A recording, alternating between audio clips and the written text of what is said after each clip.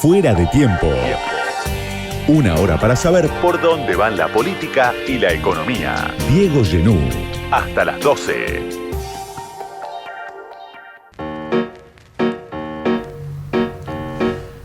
Pablo Salinas es politólogo, tiene una historia de pertenencia al peronismo, tiene experiencia en la gestión pública y está difundiendo desde hace algunas semanas una serie de informes muy interesantes con datos de análisis electoral de lo que pasó en los últimos días, de lo que pasó sobre todo el último 22 de octubre. Y lo invitamos esta noche para charlar con nosotros en Fuera de Tiempo. Gracias, Pablo, por venir un rato a conversar. No, Diego, muchas gracias a vos y bueno, por supuesto un saludo a toda la audiencia desde ya, con ganas de charlar. Lo primero, te voy a hacer volver una escena para atrás y te pregunto, ¿cómo pensás que llegó Massa a convertirse en el gran ganador de las primarias, de las elecciones generales del 22 de octubre, en una campaña que había sido muy cuesta arriba, bueno, con 2 meses muy difíciles para el ministro de Economía y candidato de Unión por la Patria? Digo, ¿en qué acertó Massa, pensás vos, para lograr el 37% de los votos? Una recuperación de casi 15 puntos a nivel individual, si comparás con las PASO. ¿Fue mérito propio de su campaña? ¿Fue una reacción social? ¿Qué orden de prioridad le pones a esa remontada? ¿Cómo la explicás? Bueno, es una elección en general, desde el proceso electoral, desde el cierre de listas en adelante, con poca historia para poder explicar. No por poca historia, sino yo digo que si tuviéramos una biblioteca de determinados libros que son los manuales de procedimiento de determinadas cosas, hicieron combustión espontánea unos cuantos. Y los que estaban al lado quedaron ahí un poco chamuscados, pero algo explican todavía. Sí. Pero pensar, y hoy ya con el diario del lunes, en 12 días encaminados hacia la segunda vuelta electoral, que Javier Milei es uno de los candidatos con posibilidades serias de ser presidente, sí, y el otro con las mismas posibilidades, porque tenemos una moneda en el aire, por lo que están diciendo las encuestas. Sergio Massa, ministro de una economía con serias dificultades, podemos tomarnos de hace décadas, digamos, que nuestra economía viene mal, pero la verdad que el presente no es de los mejores en estos años que uno está pensando. Que ellos sean los dos candidatos con posibilidades y uno va a ser presidente de la nación a partir del 10 de diciembre de este año, ya quemó varios libros, por decirlo de alguna manera, digamos, entre graciosa y preocupante, en términos de que están pasando varias cosas que está siendo difícil explicarlas. Está siendo difícil explicar para los encuestadores los resultados de sus encuestas, para los cualitativistas los que ven en los focus group, y para quienes hacen escuchas de redes sociales, entender lo que se denomina normalmente el clima o el humor social, que es tan pero tan volátil y de alta volatilidad. Entonces, el resultado de la primaria, con Sergio Massa quedando tercero por casi nada, porque convengamos que fueron tercios casi clavados, o sea, entre el primero y el tercero 600.000 votos de diferencia, eso es muy poco.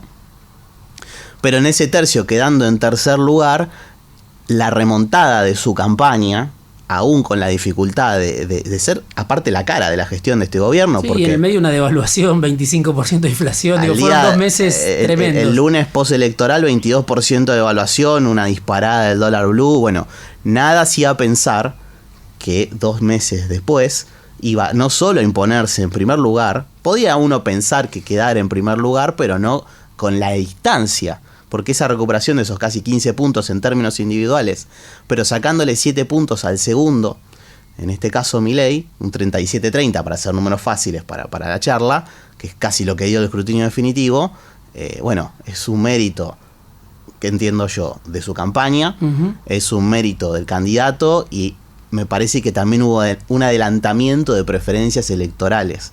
Todo el mundo visualizaba una posibilidad de definición en segunda vuelta, y hizo un voto casi estratégico a aquellos que pueden votar a uno u a otro, en el cual no eligieron por adelantado su opción de segunda vuelta electoral, y en la enorme mayoría volcó su preferencia hacia Sergio Massa.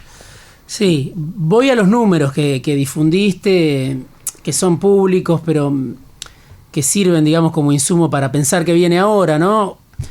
Unión por la Patria saca casi 10 millones de votos, La Libertad Avanza saca un poco más de 8 millones de votos y quedan al margen los votos que ahora hay que ir a buscar, ¿no? 6 millones y medio casi de Juntos, de la fórmula de Bullrich con Petri, 1.800.000 de Schiaretti y el peronismo no kirchnerista, más de 800.000 entre blancos y nulos, mirando el informe que hiciste, y 700.000 del Frente de Izquierda, ¿no? Bueno, hay mucho de Juntos que uno dice, esto se va a sumar de manera automática a Milei. ¿Dónde tiene que apuntar Massa para captar los votos que necesita para ser el nuevo presidente de esa composición, ¿no? De lo que queda afuera del voto de Juntos? O quizá vos me decís, bueno, hay parte del voto de Juntos que lo puede captar Massa, pero ¿cuál es la prioridad? ¿Cuál sería la estrategia? ¿Ves que el gobierno y Massa ya están desplegando esa estrategia en busca de concretamente alguno de estos sectores que hoy quedaron sin opción de cara al balotaje? A todos lados, es mi primera respuesta como título. Hay que buscar los votos en todos lados. Ahora, uno tiende a pensar que en el grueso de votantes de Juntos por el Cambio hay muchísima dificultad para la preferencia del voto hacia Sergio Massa, en este caso, pues el candidato que tiene hoy el peronismo. Generalmente el votante de Juntos por el Cambio es anti... No digo que todos sean antiperonistas, de hecho hay miembros del peronismo en Juntos por el Cambio, pero no es la primera de sus preferencias, ¿no? Esto en términos, en esto de los libros que yo decía hasta esta elección. En el caso de la izquierda tiene una tradición en situaciones de empate electoral, ocurrió en el 2015 en el balotaje con Scioli y con Macri, en el cual dijeron votemos en blanco, algo parecido a lo que están diciendo ahora, con algunas excepciones. En el día de hoy, más temprano, un dirigente de la izquierda, obrero, conocido de un sector concreto de la izquierda, que termina dando un apoyo crítico, según sus propias palabras, a Sergio Massa. Pero si uno estuviera en el ejercicio imaginario, en el laboratorio de esa campaña, donde están los votos que supo tener en el año 2019 Alberto Fernández y Cristina Kirchner, que le permitieron imponerse en primera vuelta electoral, hoy están en las filas de esta heterogeneidad tan compleja de explicar que es La Libertad Avanza. Hay mucho votante no ideológico enojado con el presente gobierno, enojado con promesas de alguna manera incumplidas en lo que ellos entienden fue su contrato electoral que no se perfeccionó, que también está muy enojado con los 4 años de gobierno de Mauricio Macri y Michetti, y que ahora tiene que, de alguna manera, terminar de procesar de que parte de su enojo, que es Mauricio Macri, es casi, voy a ser bueno en diciendo casi, el jefe de campaña de La Libertad Avanza. Es más, vemos a un Macri, en términos futbolísticos, transpirando la camiseta como no la transpiró para su propia creación electoral. ¿Vos ves ahí una oportunidad para el peronismo de recuperar votos que se fueron a Milei? La presencia de Macri espanta quizá a parte de ese electorado que abandonó a Unión por la Patria y votó por La Libertad Avanza. Sí, pero ¿cómo se buscan los votos en un balotaje? Déjame un minuto porque me parece que es interesante. Esto es un blanco-negro. Esto... Entre vos y yo, si vamos a un balotaje, yo necesito que vos tengas un voto menos que yo. Ese creo que es el razonamiento adecuado hacia una segunda vuelta electoral que está tan apretada, en donde no estamos debatiendo ni media idea. Estamos con la emoción del miedo y con la emoción del hartazgo, del enojo. Estamos en ese lugar. No estamos discutiendo ideas. Y lamentablemente cuando nos metemos en el terreno de las pocas propuestas de campaña que están arriba de la mesa, es para salir corriendo, digamos. Por lo menos hay una de las dos fuerzas más propositiva que mejor que no propongan, básicamente, porque es un poco complejo. Bueno, genera ese efecto, ¿no? Y genera ese efecto. Entonces, en este juego de tener un voto más que el otro, no solamente significa que Massa y su campaña deberían superar ese 37% y muchos cientos de miles de votos más deberían elegirlos de cara a la segunda vuelta, sino que tenés que lograr que no sume tanto el que está enfrente. Porque además, aritméticamente, Massa, en relación a Milei, parte con 7 puntos de ventaja sobre los datos que conocemos. Sobre lo conocido, tenemos eso. Por supuesto, vamos a una elección muy diferente, los balotajes son muy diferentes. es otro partido, siguiendo con la cuestión futbolística, arranca otro partido en el cual tengo que lograr no solo que me votes a mí, cualquiera de los dos candidatos, sino que no votes al otro. Y no votar al otro es vota en blanco. Eso. O mira qué lindo que va a estar el fin de semana, lo digo risueñamente, qué lindo que va a estar este fin de semana largo, aprovechalo para hacer turismo. Escuchándote digo, el voto en blanco entonces beneficia a Massa. Es un voto que presumimos, es un voto de Bullrich, es un voto de Juntos, y va a ser el gran voto blanco, si es que lo hay. Aritméticamente tiende a beneficiarlo a Massa, pero porque parte de 7 puntos de distancia, son varios millones de votos de distancia. Ahora bien, ya a quién beneficia y a quién no, es motivo casi de adivinador, digamos, Uh-huh. de pitoniza. Y depende del resultado final. Porque depende del resultado final, porque hay que ver cuál es cuál emotividad prevalece más, la del miedo, entonces vamos todos a votar en contra de, o la del hartazgo, y ahí ya quién votó en blanco y quién no fue se pone un poco más difuso, pero sí que parte del arte de la estrategia electoral, y vuelvo a repetir, digo, no estoy en ninguno de ambos campamentos, pero entiendo a pensar de que Massa debería ir a buscar los votos enojados que pertenecieron en el pasado al peronismo y que hoy no están aquí. Entonces, y esa búsqueda cuesta pensar que de Milei pase un voto a Massa, aunque esto puede ocurrir, pero por ahí más inteligente sea que se diluyen otras opciones que hay y que son perfectamente democráticas arriba de la mesa, como votar en blanco o anular el voto. Uh-huh. Vos decías, en uno de tus análisis marcabas también que el peronismo tendría que focalizarse en lograr mejores performances en varios distritos. Uno es la provincia de Buenos Aires, donde ya tuvo un resultado muy impactante, Sí. sobre todo por el contexto, sobre todo por los números que teníamos el 13 de agosto. Y los otros son 3 distritos fuertemente opositores hoy por hoy, ¿no? Córdoba, Mendoza y Santa Fe. Vos decís, ahí tiene que haber un esfuerzo de campaña del gobierno en busca de que de perder por menos en esos territorios, sobre todo pienso en los territorios que eligieron en estas elecciones a la oposición, donde ganó Milei en muchas de esas provincias a nivel nacional, donde ganó Juntos a nivel provincial. Vos decís, hay que ir a pelear ahí, en ese escenario cuesta arriba, donde te llenan la cara de dedos, tenés que ir a pelear. Tenés 24 estadios y tenés que pelear en los 24. Vos tenés que presentar un plantel en los 24.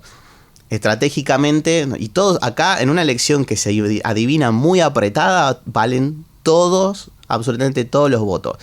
No es, por ejemplo, el sistema electoral con el estadounidense, en donde el Partido Republicano y el Demócrata saben que en determinados estados no se esfuerzan porque los tienen perdidos. Uh-huh. El caso prototípico es: difícilmente el Partido Republicano ponga más que $1 en la campaña de Washington DC, porque históricamente, y los resultados avalan, es una paliza que le provoca el Partido Demócrata a los republicanos, y en el sur de Estados Unidos suele ser al revés. Acá no existe ese lugar. Vamos a una elección que va a estar muy justa, pero sí que los pesos electorales de dos padrones son distintos. Y en los casos que vos mencionaste son el top 4, y yo te agrego el top 5, el top 5, incluye la Ciudad de Buenos Aires, sí, que ha hecho una enorme elección. De hecho, en diferencial de votos es la única que da positiva en el informe, por poquito, pero da positiva, un distrito eternamente adverso para el peronismo, y se hizo una muy buena campaña. Y el desafío en Ciudad de Buenos Aires es de mínima mantener ese piso, que fue suficientemente alto. En Provincia de Buenos Aires una gran elección, una enorme remontada, también muy explicada por el gobernador de la Provincia de Buenos Aires, y cómo, digamos, fue bastante obvio, público y notorio cómo puso su imagen y cómo puso su campaña al hombro, y viendo cómo queda el mapa de intendencias, por ejemplo, se ha ganado en lugares donde hace años el peronismo no ganaba. Se han ganado municipios que históricamente fueron radicales y que ahora se cambiaron de color.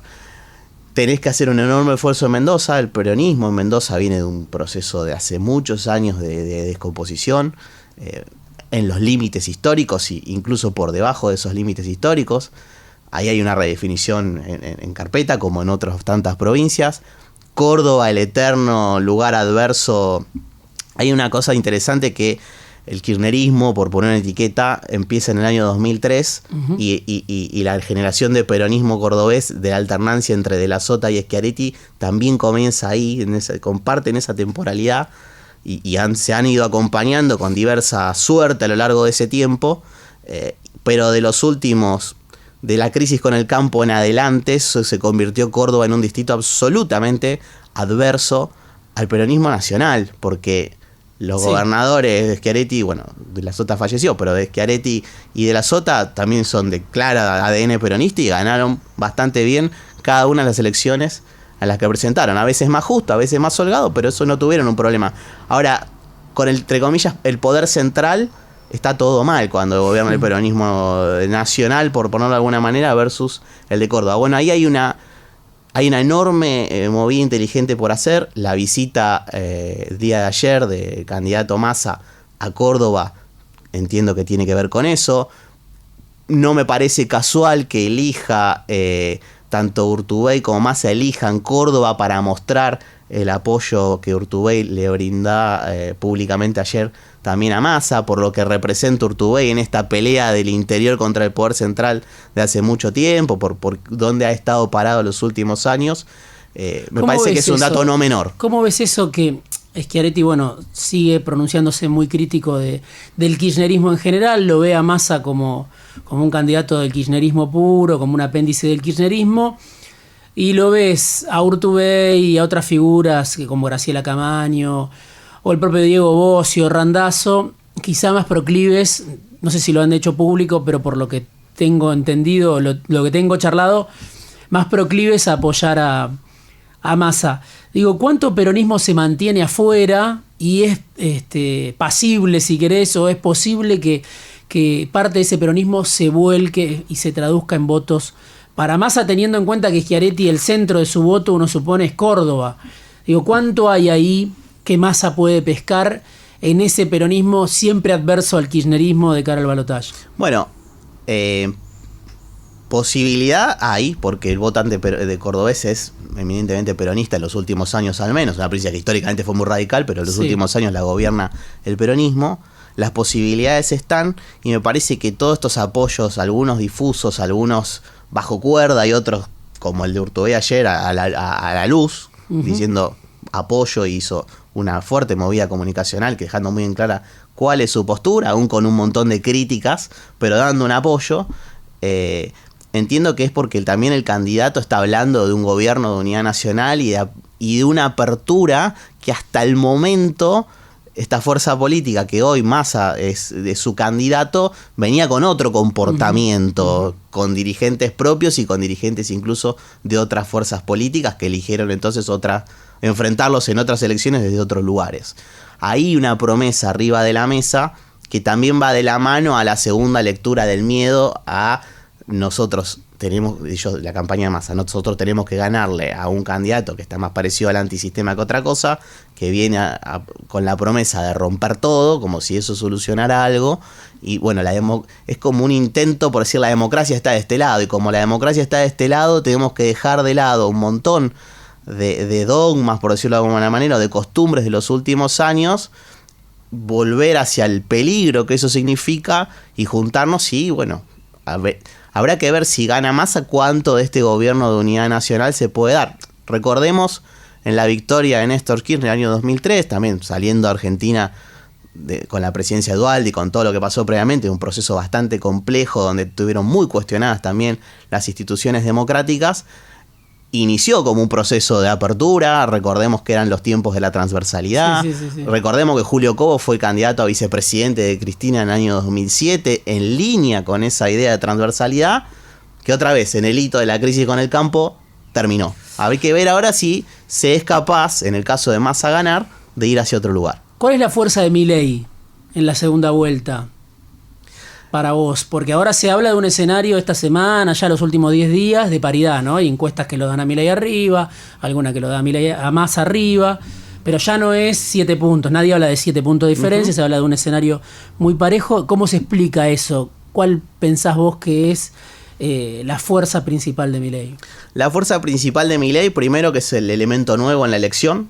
Él inicia e irrumpe en la escena pública hace unos años, pero como candidato y obteniendo banca en el Congreso y un lugar institucional desde hace 2 años, cuando él es elegido diputado junto a Victoria Villarruel.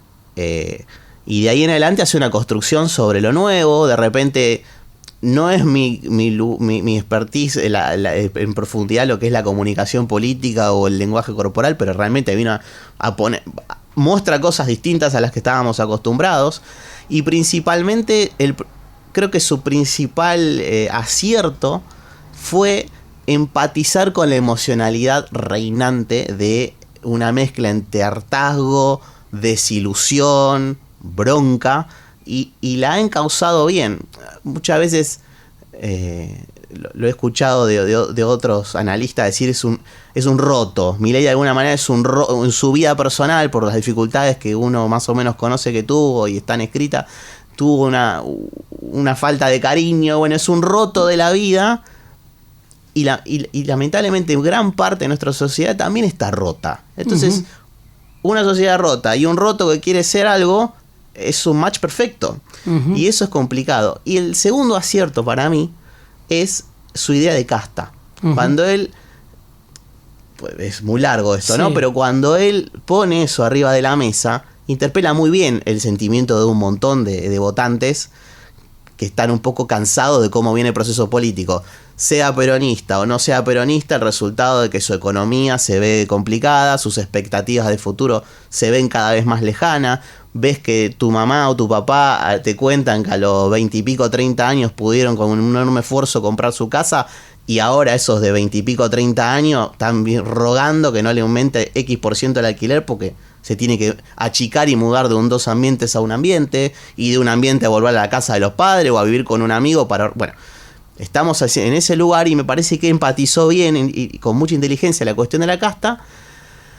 Hay que ver ahora la inclusión de Macri. Eso. Cómo golpea. ¿Qué le suma y qué le resta a Macri? Le resta casta, porque... le suma casta y le resta voto anticasta. A un anticasta, sí. Pero por otro lado, le suma mucha estructura. La experiencia que no se le veía, pues bueno, pará, si lo vota a Milei que no entiende nada, pero ya se le pegó Macri, fueron gobierno hace 4 años, fueron gobierno en la Ciudad de Buenos Aires hace tanto tiempo, en un momento fue Ciudad de Buenos Aires, Provincia de Buenos Aires, Nacional, llegaron a fin de mandato sin mayores sobresaltos institucionales, digamos, terminaron los mandatos, bueno, equipos técnicos hay, le suma esa experiencia y se ha convertido este tercer partido, los penales, por decirlo de alguna, o el alargue en el que estamos, con gol de oro, se convirtió y se polarizó, creo yo, para el lado que más le conviene a Milei la campaña. ¿Por qué? Porque está casi un debate viejo, pero que siempre se las arregla para reinsertarse entre peronismo y antiperonismo. Entonces está quedando... ¿Y quién gana en ese cruce? Porque hay distintas teorías, ¿no? De que los dos tienen un piso muy fuerte... hay una mirada a través de los años de que, bueno, siempre el antiperonismo o el radicalismo tuvo este piso, incluso cuando fue la hiperinflación, y del otro lado obviamente se puede decir lo mismo, el peronismo, bueno, hizo una muy mala elección si la comparás en perspectiva histórica, pero sigue siendo una fuerza de una vitalidad sorprendente, digo.